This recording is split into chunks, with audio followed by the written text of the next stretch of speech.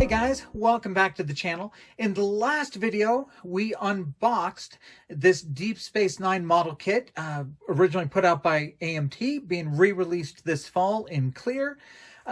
In today's video, we're going to get the model up to this point. We're going to get it built. We're going to put some LEDs in it. We're going to start some of the windows, and then we'll kind of give you a wrap up and some thoughts about the model. So let's jump into it and see what it took to build it up to this stage. Now, the first thing I've done is I have light blocked a lot of the station, leaving it kind of unlight blocked around the parts where I want to have windows. So you can see I've done that on the two halves of the docking ring. And on some of the center core parts that shouldn't have any lights, I've done the same thing. First, I did a layer of black. That's what you can see through the clear. Then I did a layer of silver underneath it. After that, I had to drill a lot of holes, kind of going through the middle of all these pieces, so you can run wires from the bottom all the way to the top. I have also painted a little bit of my base color on this bottom part, which frames this red clear part. We'll see that probably towards the end of assembling these pieces. But right above that is this section. And this section is going to have one 3mm LED installed. So I did a little hole right there. We're going to put this in and put a little bit of super glue to hold it. This will be the LED shining down to light up that red clear part. After that is well super glued in. We have this part, and once again, I have drilled a hole in it so that the wires can go through. So we're going to slide that on top of the wires. Then we'll use a little bit of plastic cement to hold that piece where it goes. So we'll look a little bit something like this after that. And the next part that's going to attach is this part, and it has 6 little columns that attach to it that will fit into little holes right here on the piece. So we're going to try and fit everything together. Then we'll do plastic cement to hold those parts in as well. We're going to make sure everything's nicely lined up, and then plastic cement all of those parts together. All right, with everything secure there, we now have the piece that goes on top of it. And as you can see, I've done 3 holes. The holes on the side are for the wires to come up from below.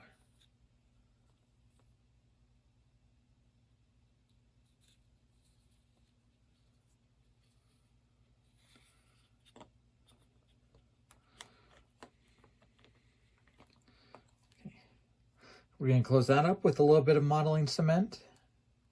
And that third hole that I drilled is for another 3mm LED that we're going to put in from the top to light up that section.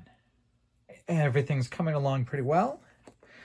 So now we are onto the actual docking, or the actual habitat ring, I should say. And I've kind of matched up the same 3 holes. I'm going to pass those wires through and cement this on.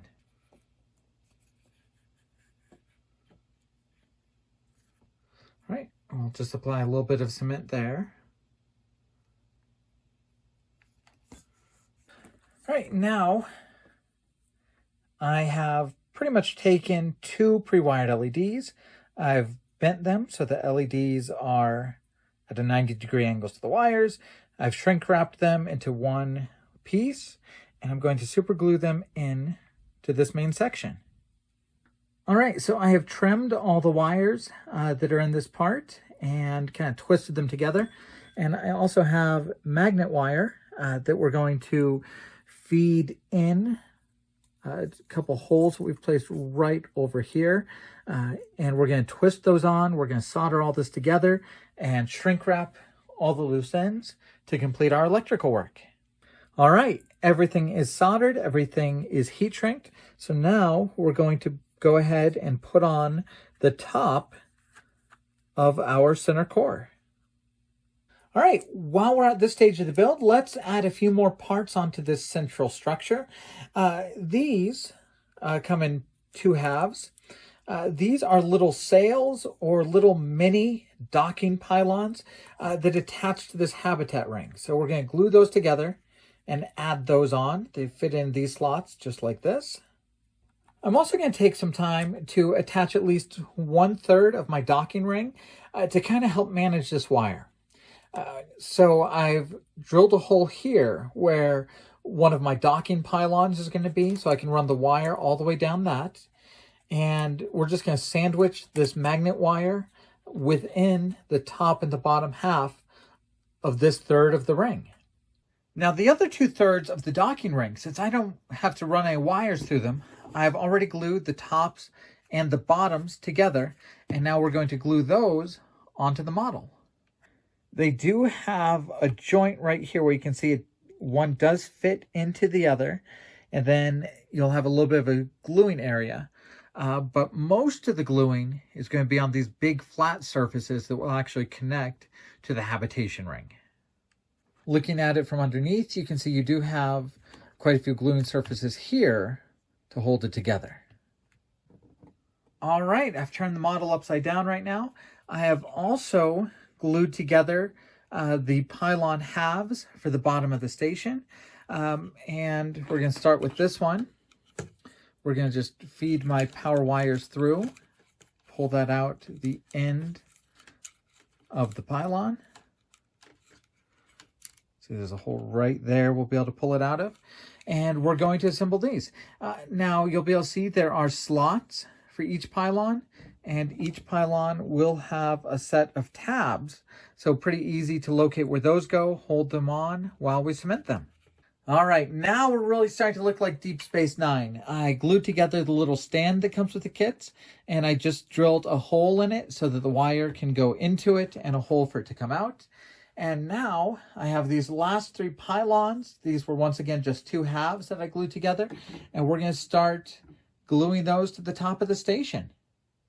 Off camera, I put together the operations center. Probably about a half dozen or so pieces went into making this, but a pretty nice finished product.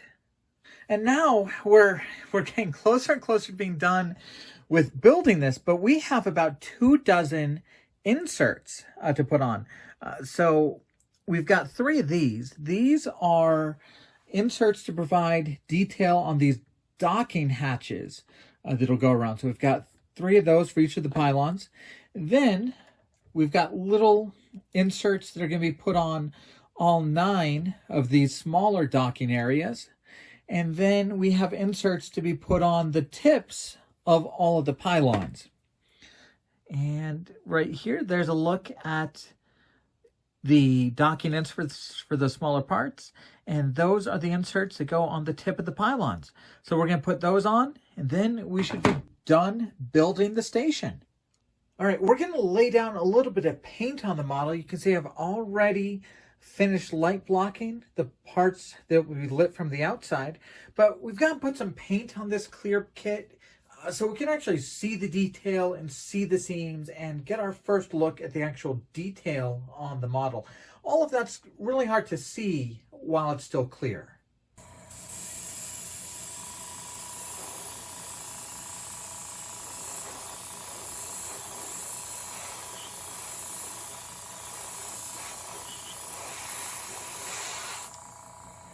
Now the model's upside down right now. I've turned on the LEDs so you can see this red part is glowing really well. And because it's done in clear, we just have to remove some of the outside paint on the clear parts to get a little bit of light shining through. So I'm using my pin vise with the smallest drill bit I have, and we're going to start drilling a few holes to do the windows.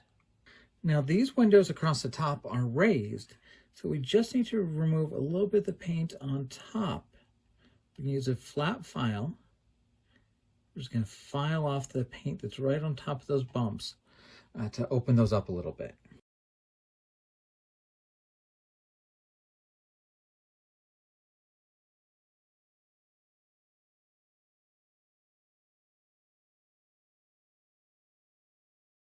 All right, I think I'm far enough along on this build that there are thoughts I'd like to share about it. The first thing is, this has been a fun build. It's fun to build Deep Space Nine. And I found myself having more fun than I thought I might as I started to build it. Now, what can I say about this model? This model is absolutely a model from the 1990s. There's a lot of things on it that wouldn't happen on a model made today. And there's small things, but if you're a modeler who's only worked with snap kits and really easy kits, there's going to be a lot more work in this build. Let me show you a few things to kind of show you what I'm talking about. Now, if we look right here on this mini docking port, you're going to see there's a big seam that just runs across those two halves. Most of the places where you're putting two things together, you end up with a seam like that that you're going to have to file or sand. You'll probably see the same thing if you look at this horizontal part here. Pretty much just all surfaces are going to have a seam that you're going to have to work your way through. That's really not too bad. That's just something we've gotten used to not having to deal with on modern kits.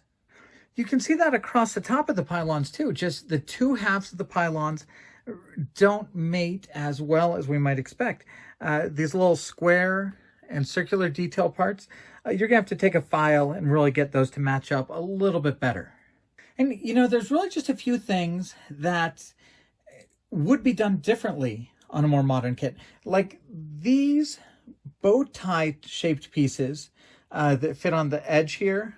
There's a triangular piece here with kind of these three arms. The end of each arm is this bow tie piece. There's not really a pin and a hole to hold this together. You just put a drop of liquid cement on it, you push them together, and you just kind of hope. But there's nothing to really keep them aligned the way a modern kit would have. So I'm probably going to have to redo a few of these to make them look a little bit better. Now, all of that being said, I actually think this kit gets a bad rap on the internet. I think it's more maligned than it really deserves to be. Yes, like I just explained, this is a model kit from the 1990s. You're going to have seams, you're going to have extra sanding, you're going to have some things where things don't fit really the way a modern kit would. But if you go online, people really bash this kit a lot, and they talk about how the rings are super warped, it's hard to get things to line up. I really didn't find that at all. And I think part of that comes from misunderstanding Deep Space Nine a little bit. If you look at this, this is your habitation ring. These arms that go out to the pylon, this arm does not go through the center of the habitation ring. It goes under it, and then it comes out, and it's at the middle of the docking ring. The docking ring really is supposed to be lower than the habitation ring. And I think if you look at some of the other Deep Space Nine products that are put out there where it keeps everything level, it loses part of its organic feel. If you look at some of the studio model pictures, it's hard to tell because nobody really does a shot dead on to tell what things curve and what things lean, but it really does look like these arms that go out to the pylons slope down. You're not supposed to really be able to get those to be level. It's supposed to be underneath the habitation ring by a little bit. And I think if people try and force it to make them all the same height, I think it really throws things off. But I was prepared to really fight with those large rings. They went together pretty easily. I don't really think they look off or look warped. So after reading about this kit online, I was prepared to really have to fight with those rings, try and kind of fight to get things level and even. And really just putting it together, it really seems to be right kind of out of the box. Now, I do think the stand helps. The stand has little pegs that fit into the bottom of those docking pylons. And I think that really holds everything right and kind of keeps things nice and round. So I think the stand makes a difference. But I really did not find a ton of the fit problems that I had read about online. I think having the kit done in clear is really nice. The people who are going to light this kit are really going to enjoy it being done in clear, because it does lend itself to a lot of lighting possibilities. So you can see there, I've just barely started opening up some of the windows along that big center core of the station. I'm not sure how much I'm going to do. This is a kit that I think really takes a lot more skill to light properly. I'm not sure if I can really do it that well without landmarks to help me drill those holes. There really aren't divots that you can use to line up your drill, but you can see how it can be done. Light blocking, and then just using something to poke away a little bit through the paint to let it light from the inside out. It really can be done, but I think it really is much more of a higher skill level to get that to look good. But you know, you go back to the 1990s, people were drilling hundreds upon hundreds of holes in this model anyways, and using fiber optics. This is 100 times easier than trying to do it with fiber optics. And you know what? If you make a mistake here, you just pull out your airbrush, you paint over it again with light blocking, paint over the base coat, and you drill some more holes again. You're really just scraping off the paint in a little place. So the clear is going to do a much better job than the old opaque kit. Now, the great thing about this release is you don't have to worry about lighting if you don't want to, because they have an incredibly extensive set of decals. So all of these are decals to do white windows across the entire station. So if you have always wanted to light a Deep Space Nine, definitely get this clear kit rather than the opaque. But if you just want a great looking model, you know, just use the decals. That's what those window decals are for. I'm going to do most of this kit with the decals. I only have LEDs in that center core. The rest of it will be done with the decals. So you'll be able to see how the decals look, how some of the lit windows look, and hopefully that helps you guys plan out what you want to do in your builds. If you do want to light this entire thing and not use decals, you saw how easy it was for me just to put LEDs in this middle part and then run a wire out to this pylon. You know, it really is just that easy to put about 4 or 5 LEDs in a row in this ring just to light it up and run it out. And same thing here. You know, there's tons of room in there for you to stick in LEDs and make the entire thing glow. So it's not hard to light it. It's just fairly intense to do those hundreds and hundreds of holes rather than probably about 100 decals. Now, one thing I always appreciate about Round 2 is when they re-release a kit, they do usually try and add some value to it. So the last time they re-released the Clear Deep Space Nine, they did include a in-scale USS Defiant. And this is a really nice piece that you can build into the model to kind of set up some diorama options. But also on this release, they've also done a Cardassian ship. Now, I believe this is a Keldon class cruiser, and you see you can kind of dock it at the station if you want, or set up some other dioramas. This, I believe, is actually different than what was in the Deep Space Nine Cadet Series set, which was a Galore class. This being the Keldon class has a different structure across the back here. But I actually found on the sprues the parts to make it just a plain Galore class. So it looks like kind of an option there they didn't really advertise, that you could build this up as a Keldon class or a Galore class cruiser. Now, the modeling community is exactly that. It is a community. I know that my builds are average. I know I may not be able to do this Deep Space Nine kit justice, but hanging around on some of the forums and Facebook pages, I came across a build by JG Modelworks. And right now, JG Modelworks, you can follow them on Facebook or Instagram, is doing really an incredible build of Deep Space Nine. They're using the last version of this kit, which was done in clear and came with the Defiant, but does not have the Cardassian ship. And JG Model Works is building this entire thing not only lit, but with hidden power within the model. That's right, they're hiding the batteries in the model kit itself. So they're not done with it yet. But if you follow them on Facebook or Instagram, you're going to see some absolutely inspiring pictures of this Deep Space Nine model kit really being built by an expert. All right, now we're definitely not done with this model. We're going to have to take some time to really kind of paint a lot of these panels, decal this model kit up properly, hopefully open up a lot more of the windows on kind of that center power core. So it's really going to take some time before we get the next video out.